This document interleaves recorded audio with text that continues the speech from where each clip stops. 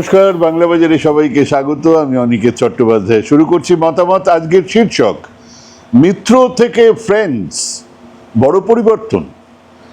নরেন্দ্র মোদী একসময় মিত্র বলে একটা ডাক দিয়ে বক্তৃতা শুরু করতেন, এখন এসে দাঁড়িয়েছেন ফ্রেন্ডসে। এটা কি একটা বড় পরিবর্তন? হ্যাঁ, এটা নিয়েই আজকে আমাদের মতামত।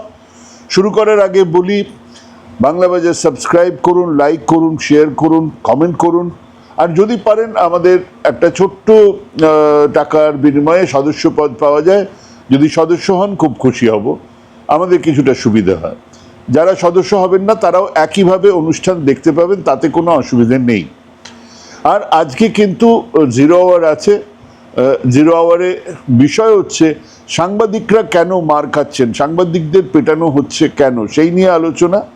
আমাদের এই আলোচনায় যারা থাকবেন তাদের সঙ্গে আপনারাও যোগ দিন, আপনারাও আপনাদের মতামত দিন।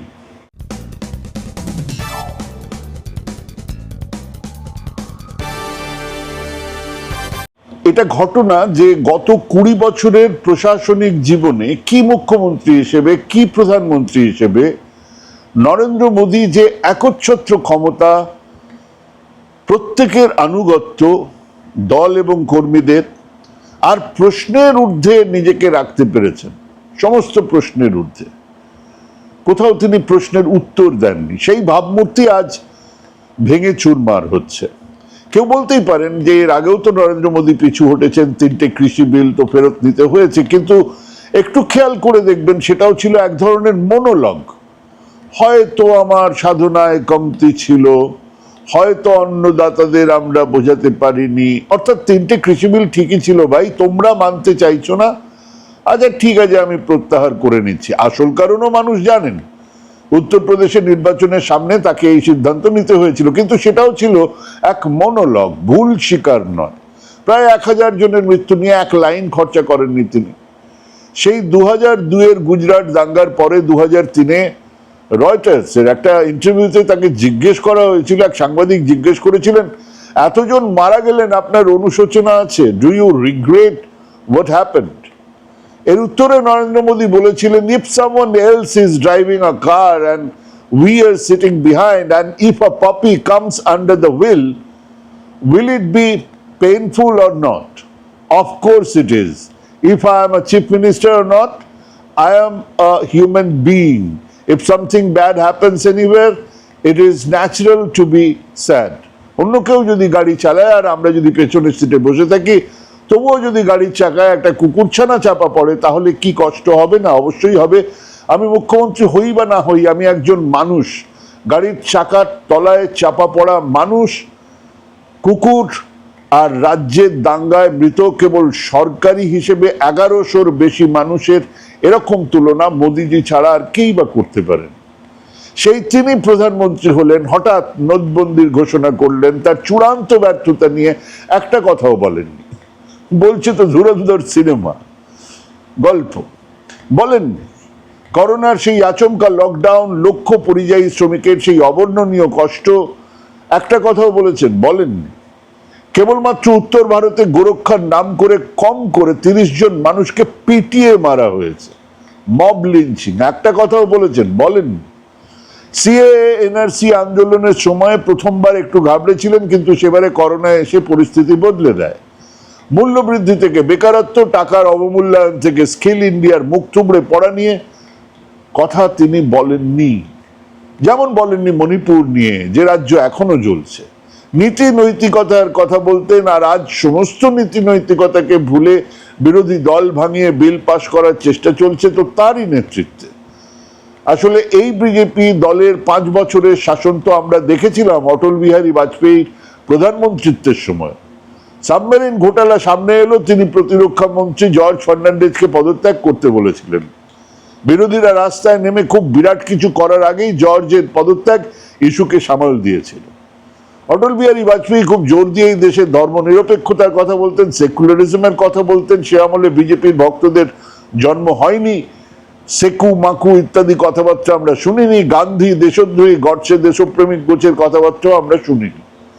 কিন্তু 2014 থেকে গোটা ন্যারেটিভটা বদলে গেল, অন্য এক ডিসকোর্সে চলে গেলাম আমরা, যেখানে অনায়াসে নামের শেষে খান বা আগে মোহাম্মদ থাকলে তাকে টেররিস্ট বলা যায়, সামান্য গণতান্ত্রিক অধিকারের কথা বললে তাকে সেকু মাকু আরবান নকশাল বলা যায়, এবং এই সময় থেকে নরেন্দ্র মোদী হয়ে উঠলেন এক অপ্রতিরোধ্য প্রশ্নের ঊর্ধ্বে এক নেতা, যিনি কারোর কাছে জবাবদিহিতে বিশ্বাসী করেন না, ডায়ালগে বিশ্বাসী করেন না, অন্তত দেশের মধ্যে তো নয়।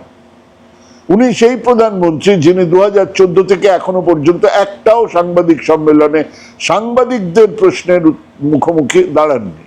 হ্যাঁ, নির্বাচনের আগে বাছাই করা কয়েকজন সাংবাদিক বা অসাংবাদিককে সাক্ষাৎকার দিয়েছেন, কিন্তু সেসব সাক্ষাৎকারের প্রশ্ন হলো আপনি 24 ঘন্টা কাজ করার এনার্জি কোথা থেকে পান? গোছের বকওয়াস।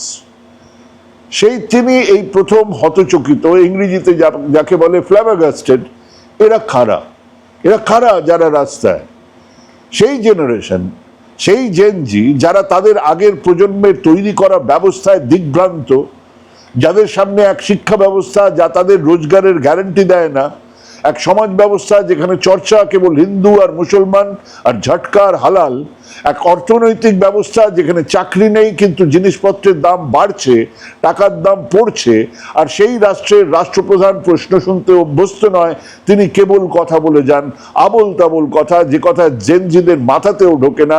সেই জেনজিদের নিয়ে আমাদের অনেকের ধারণা ছিল, আহারে সব বিপ্লবের কায়দা কানুন শিক্ষা দীক্ষা তো আমাদেরই আছে, আমরাই তো কথায় কথায় মার্কস, মাও, দেরিদা, ফুকো, চমস্কি আওড়েছি, আমরাই তো মার্কসের মূর্তির তলায় ছবি তুলে জানান দিয়েছি আমরাই সেই হতে পারত বিপ্লবের শেষ শিখা, আমরাই এই কেরিয়ার সর্বস্ব জেনজিদের হতাশার কথা বলেছি বহুবার।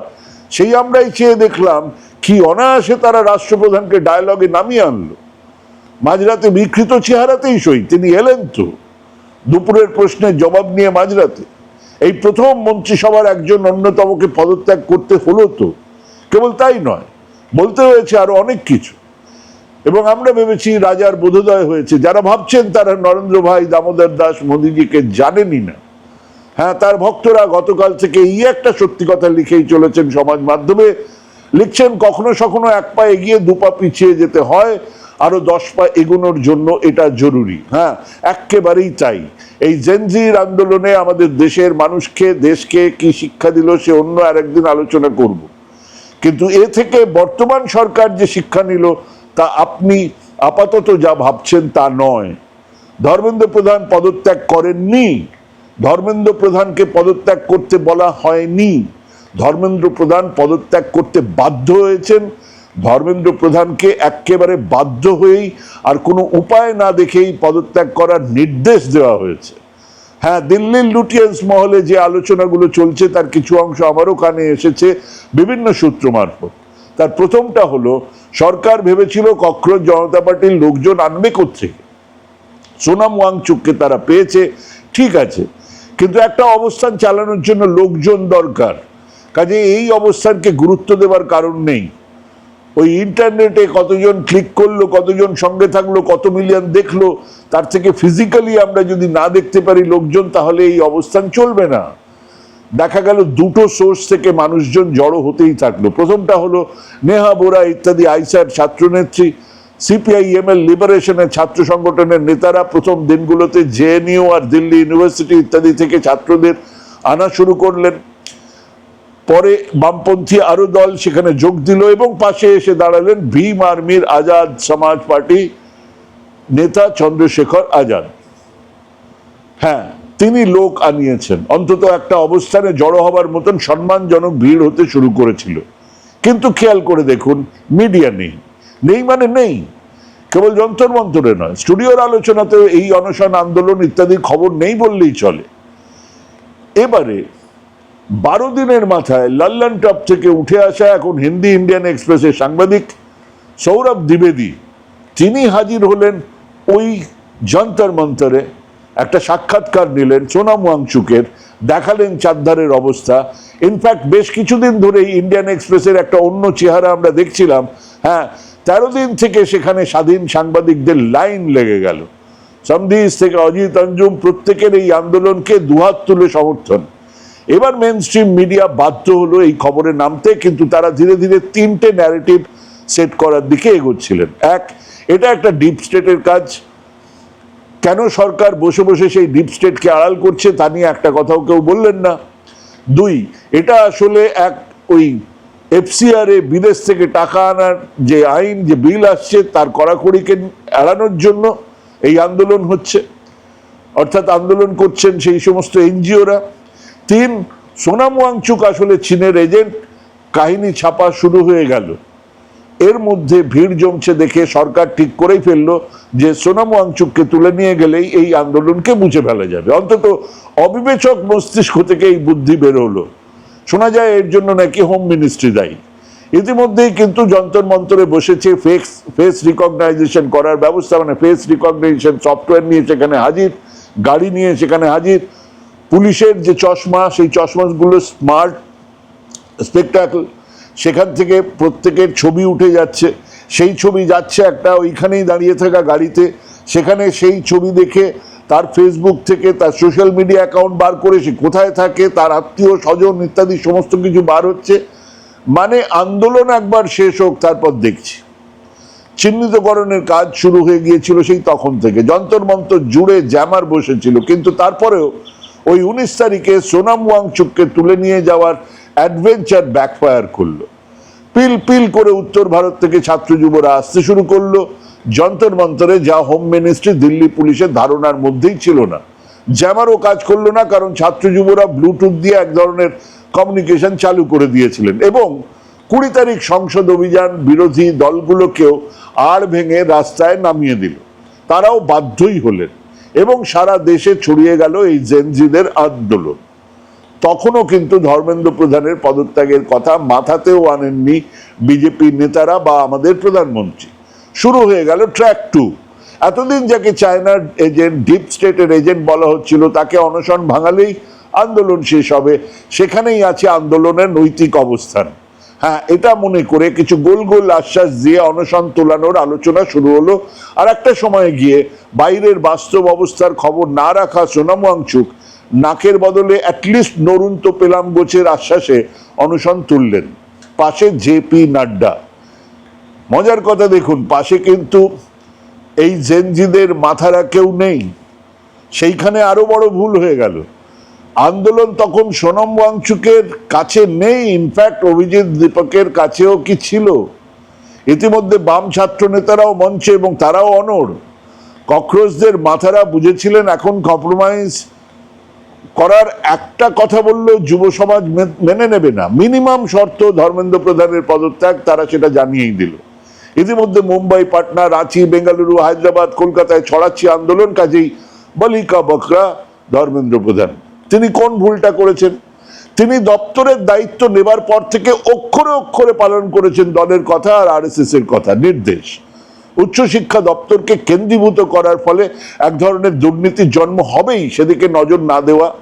ইউনিভার্সিটি থেকে প্রত্যেক কমিটি পরিচালনাতে আরএসএস এর লোকজনদেরকে বসানো নিখুঁতভাবে করেছেন ধর্মেন্দ্র প্রধান। তিনি নিজে কি পেপার লিক করেছেন? না, নিশ্চয়ই নয়। কিন্তু কেন্দ্রীভূত শিক্ষা আর পরীক্ষার ব্যবস্থাতে সেটাই ছিল স্বাভাবিক।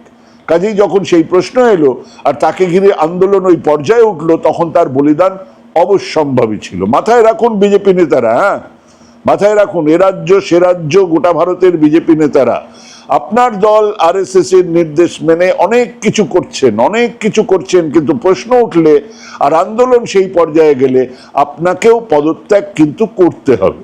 হ্যাঁ, এই আন্দোলন সেই শিক্ষা দিয়ে গেল। কিন্তু প্রধানমন্ত্রী তিনি শিক্ষা নিলেন জেনজিদের এই আন্দোলন থেকে আলাপ আলোচনা চালানোর, ডায়ালগ শুরু করার, একতরফা বাণী ছড়ানোর বদলে আলোচনার শিক্ষা পেলেন না।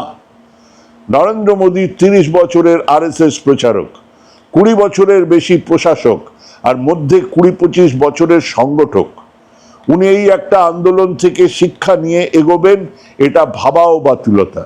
24 তারিখে রাতে ইনস্টাগ্রামে এলেন, 25এও পদত্যাগ হলো ধর্মেন্দ্র প্রধানের। 26 তারিখ ছিল ওনার মন কি বাত নিয়ে মানুষের সামনে আসা। তো ওনার মন কি বাতে এ নিয়ে একটা কথাও বলেছেন? জেনজিদের দুটো কথা বলেছেন। শিক্ষা পেপার লিক নিয়ে 8খানা কথা বলেছেন। শব্দ খরচ করেছেন? না, করেননি, সচেতনভাবে। আরো 1000টা বিষয় এসেছে। ফিজিক্স অলিম্পিয়াডে ভারত প্রথম স্থানে আছে, জানিয়েছেন এটা। অবশ্যই এটা স্বাভাবিকভাবেই জানাননি যে সেই প্রথম স্থান আরো 4টে দেশের সঙ্গে, মানে 5টা দেশ একসঙ্গে প্রথম হয়েছে, তার মধ্যে চীনও আছে। অঙ্ক অলিম্পিয়াডে 2টো সোনা পেয়েছে, বলেননি যে এর আগের বারে অঙ্ক অলিম্পিয়াডে 3টে সোনা পেয়েছিল ভারত। কিন্তু সে তো ওনার স্বভাব সুলভ ব্যাপার। বলেছেন কার্গিল দিবসের কথা, হর ঘর ঝান্ডার কথা, নানান কথা বলেছেন। না একবারের জন্য এই আন্দোলন, শিক্ষা, পেপার লিক নিয়ে একটা কথাও সচেতনভাবেই বলেননি। হ্যাঁ, এটা সব অর্থেই এক পা পিছিয়ে 2 পা এগোনোর আগের পরিকল্পনা। কিন্তু সমস্যা আছে, এই আন্দোলন 2টো শ্রেণীকে মাঝমাঠে এনে দাঁড় করিয়েছে। এসেছে নিম্নবিত্ত উত্তর ভারতের সেই ছাত্র যুবকরা যাদের দরকার চাকরি, তারা এসেছেন এই আন্দোলনে। ওই জেনজিদের সঙ্গে যোগ হয়েছে তারাও, যাদের চাকরি ডিমান্ড হচ্ছে চাকরি। এসেছেন মধ্যবিত্ত উচ্চ মধ্যবিত্ত মানুষজনের ছেলেমেয়েরা, ঘরের ছেলেমেয়েরা যাদের প্রায়োরিটি শিক্ষা।